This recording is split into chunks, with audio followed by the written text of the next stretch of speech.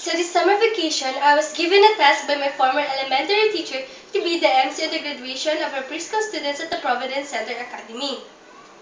This was a not so formal graduation, but since we've invited some politicians to be the guest speaker, we need to do it the semi-formal way. So I, being the MC, was also obligated to inform the parents what they need to do after the doxology and the singing of national anthem.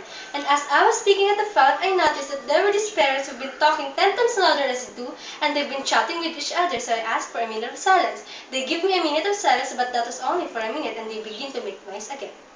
Now, for the second time, I asked them if all was clear to them, and they answered yes, and some answered by nodding their heads. But sad to say, the graduation turned out to be a distraction. No one followed my instructions. So the factors I could see that affect this bad communication with me and the parents was first my age, the place, and the time.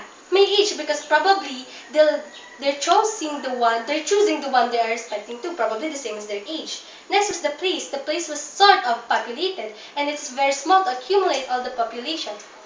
Next was the time. According to study, events that took place at noontime makes it hard for the listeners to interpret all the messages communicated to them.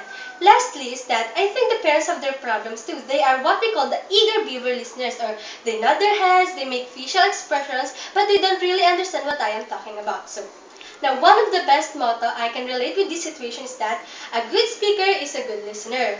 But I just want to revise that as a conclusion because the best communication comes from a good speaker and a good listener. Respect above all is the best solution towards a good communication.